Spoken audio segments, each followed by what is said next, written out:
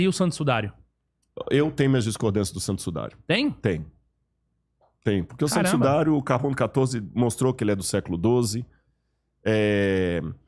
Igual a Arca, quantos Santos Sudários você já viu por aí? Exatamente. Não, até que o oficial tá lá em Turim. Ah, tá. Mas tem outro, tem o pano de Verônica e tudo, e o problema é que o Vaticano não liberou o Santo Sudário para todas as investigações que precisavam ser feitas. Você, como cientista, sabe que existem algumas investigações que não é da noite pro dia que você faz. Então, assim, não foi nem o Vaticano, desculpa, foram os que cuidam ali do Santo Sudário. Liberaram, mas teve que ter autorização do Vaticano. Um pedaço do pano para analisar, e na época o carbono 14 só tinha invasivo, porque hoje eu sei que existem técnicas de carbono 14 hoje não destrutivas. Sim. Mas no passado não. E continua caro. Mas não saiu uma questão recente sobre isso? Não, a única vez que ele foi liberado foi quando pegaram um pedaço do pano lá. Aí viram que estava no século XII e falaram, não, porque o pedaço do pano que as irmãs liberaram é um pedaço do pano que estava chamuscado, porque ele teve um incêndio no século XII. Aí ele pegou, o incêndio. Tá. Aí analisa, ou seja, não dá para falar sobre o Santo Sudário como sendo verdadeiro, sendo que não foi liberado para todas as análises que precisam ser feitas por todo mundo e pelo tempo necessário. Você tá entendendo? Porque ciência demora tempo. Eu falar, não, tá bom. Você vai poder provar se esse celular realmente pertence a mim ou não. Mas eu só vou te dar 5 minutos para você olhar pelo menos um pedacinho dele. Não dá para você tirar nada conclusivo dali. Você tá entendendo? Agora, olhando a imagem do Santo Sudário, o meu grande problema reside nos seguintes itens. Letra A. Se ele for verdadeiro, é uma relíquia muito forte para o Novo Testamento silenciar absolutamente a respeito disso. Não há nada de Mateus a Apocalipse falando do Santo Sudário. Convence, se você fosse um dos 12 apóstolos e você tem um pano que ficou marcado com a imagem de Jesus, você falaria. Você falaria, né? Você guardaria aquilo a 7 chaves. Ou então contaria para todo mundo. É uma prova irrefutável. Você não tem nos primórdios da igreja ninguém falando daquilo. O silêncio de Paulo, de João. Segundo... Mas aí será que não tem aquele lance de querer esconder? Igual a história da Maria Madalena, mas aí entra muito na teoria da conspiração, né? É igual falar assim, será que realmente o homem foi à Lua? Mas será que não tem um lance da NASA tentando esconder as evidências? Tem a conspiração até nisso, né?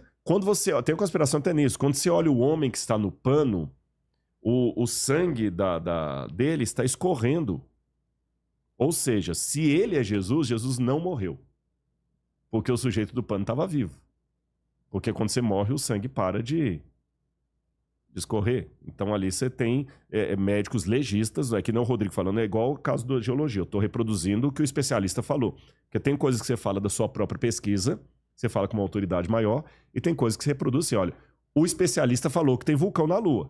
Não é. Agora você está duvidando, vai lá e discute com ele. E o Rodrigo tem um negócio muito legal que ele explica, cara, como Cristo foi crucificado. Que a gente tem uma visão muito errada, né? Exatamente. Pelo menos eu tinha, né? Lá no museu a gente tem inclusive uma réplica. Eu trouxe de Israel uma réplica do prego. É porque eles encontraram em 1967, depois da Guerra de 6 Dias, encontraram em Givat Hamivtar um ossário e o único exemplar de um crucificado até então descoberto. Hoje nós temos mais 2. E o interessante é que o prego estava colocado não na planta do pé, mas do lado. Então a pessoa era colocada do lado e tinha um banco chamado sedículo, onde ele apoiava as nádegas e ele ficava numa posição horrível.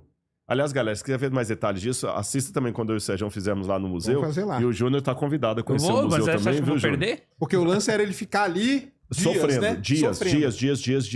Não era matar ele com o prego, a né? crucifixão não matava. Esse que é o negócio. Eu pelo menos, a crucifixão era para humilhar e prolongar o sofrimento. Mas foi na hora nona que... Hora nona, mas foi uma surpresa. Jesus morreu com um dia. Um crucificado ficava 2, 3 dias agonizando. Uhum. O surpreendente foi que ele morreu com um dia e poucas horas. Tem alguma explicação para isso? Olha...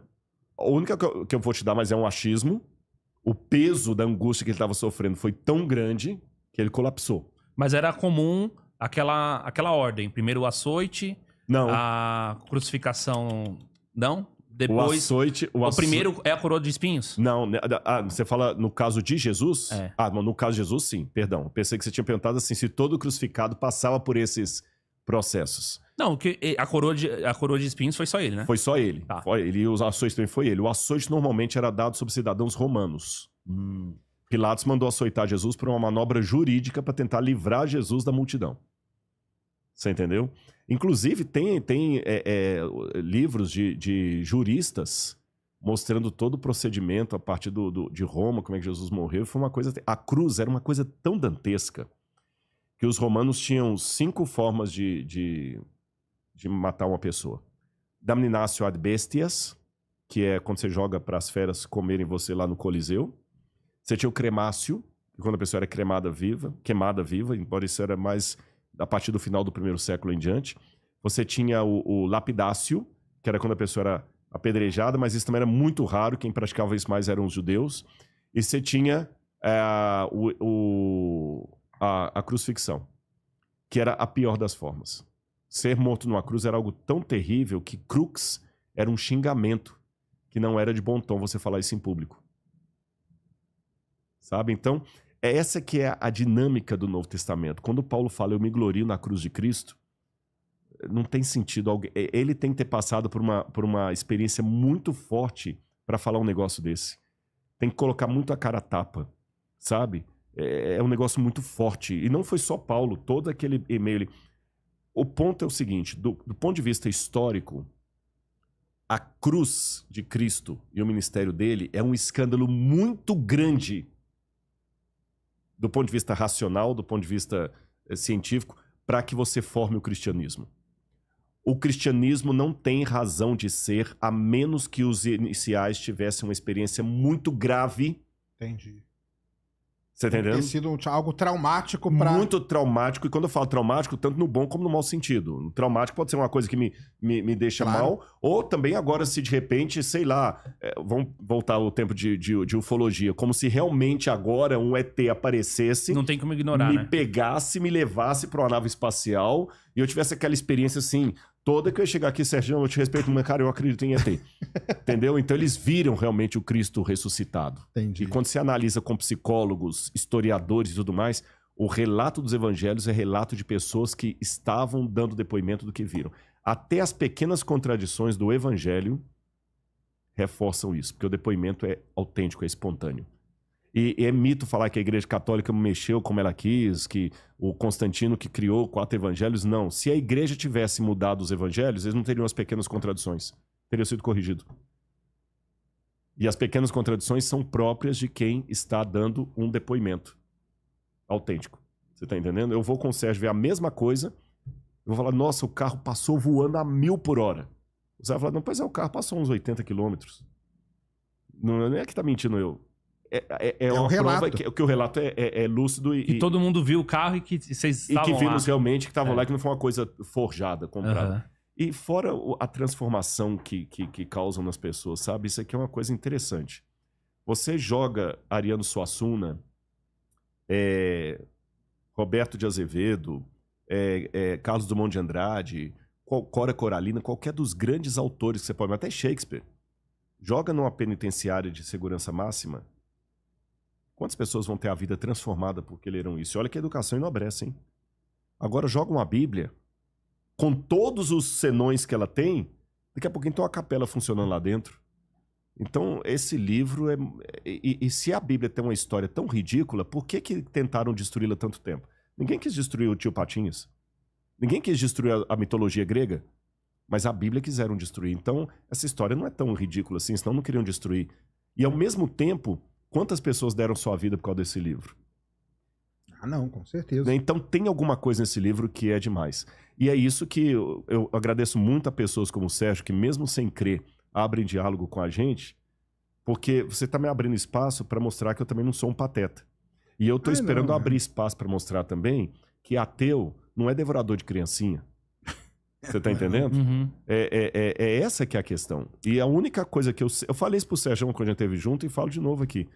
O único argumento que eu gostaria de deixar claro aqui é que o Rodrigo não seja mais um elemento para reforçar a descrença do Sérgio. Esse que é o ponto. Porque tem muita gente que se torna ateu Pela imagem de Deus que apresentaram pra eles. Então, não tô falando que é o caso do Sérgio, mas tô falando que muitos casos são. Sim, sim, tem. Entendeu? Se Deus é isso aí, desculpa, prefiro ser ateu. Valeu, obrigado Deus, sou ateu. Você sabia que existe curso superior reconhecido pelo MEC em apenas 3 meses?